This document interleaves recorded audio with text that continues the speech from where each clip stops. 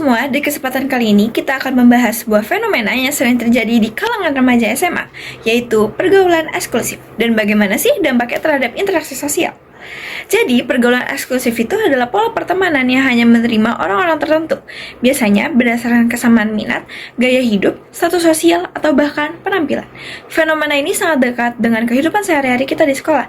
Misalnya, ada kelompok anak yang hanya mau berteman dengan yang sama-sama hobi basket, ada kelompok yang hanya berisi siswa dengan nilai akademik tertinggi, atau ada pula geng yang terlihat gaul karena gaya hidupnya. Sekilas hal itu terlihat wajar.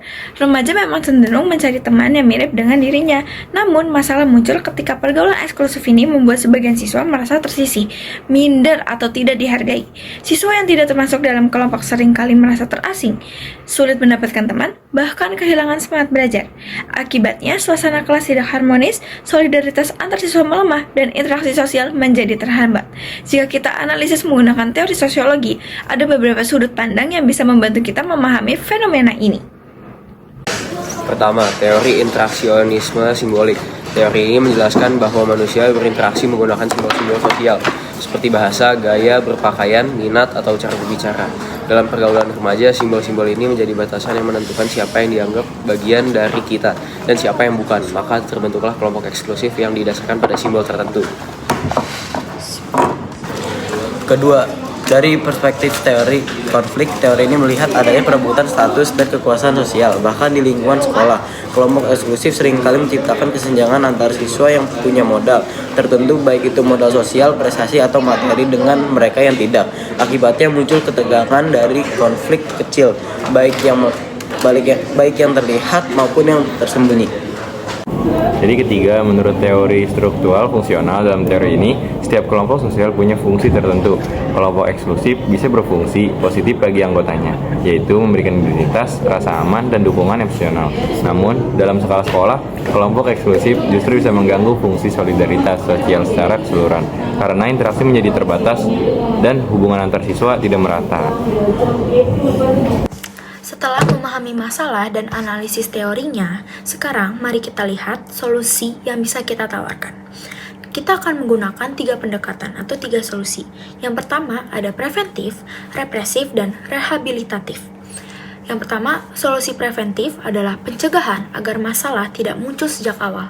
Caranya, sekolah bisa merancang kegiatan yang mencampur berbagai kelompok siswa seperti proyek kolaboratif, lomba antar kelas, atau kegiatan ekstrakurikuler inklusif. Dengan cara ini, siswa dipaksa untuk berinteraksi dengan teman di luar kelompoknya. Kalau di 71, kita bisa melihat seperti adanya Fun Thursday, senam, dan lain-lain. Yang kedua, ada solusi represif. Itu adalah langkah yang dilakukan ketika masalah sudah terjadi. Guru atau pihak sekolah lainnya bisa memberi arahan dan teguran kepada kelompok yang terlalu menutup diri. Aturan sekolah bisa juga menekankan pentingnya kerjasama lintas kelompok, misalnya dalam kerja kelompok atau kegiatan sekolah bersama. Nah, kalau di sekolah 71 ada nih salah satu aturan sekolah yang sudah diterapkan. Contohnya itu ada piket kelas. Itu kita dipaksa untuk bekerja sama untuk membersihkan kelas. Yang ketiga ada solusi rehabilitatif, yaitu pemulihan bagi siswa yang sudah merasa tersisih atau terasingkan. Siswa tersebut bisa diberi konseling oleh guru BK dan dukungan dari teman sebaya, atau diarahkan untuk bergabung dengan kegiatan yang melibatkan banyak orang. Dengan dukungan ini, mereka bisa kembali percaya diri dan merasa diterima oleh orang sekitarnya. Melalui 3 pendekatan ini, sekolah bisa menciptakan suasana yang lebih inklusif, sehingga pergaulan eksklusif tidak lagi menjadi penghalang bagi interaksi sosial di remaja. Berikut hasil wawancara. Halo guys, jadi aku udah ketemu narasumber yang pertama. Sebelumnya perkenalkan dulu nama kamu sama kelas kamu. Nama aku Gania Mariasya dari XIB.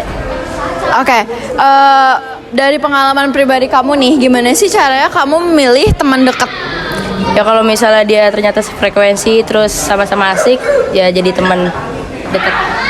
Kamu pernah nggak sih ngerasa kayak kamu tuh susah buat masuk ke dalam pertemanan di sekolah kamu? Enggak. Kamu nggak pernah ngerasa itu? Jadi kamu langsung masuk terus kayak gampang berbaur aja? Iya.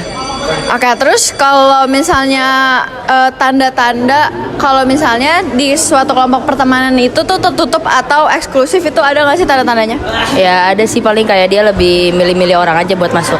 Oke, terus apa alasan menurutmu remaja membuat kelompok pertemanan yang tertutup atau eksklusif? Karena remaja itu kan butuh pertemanan yang sama-sama sefrekuensi.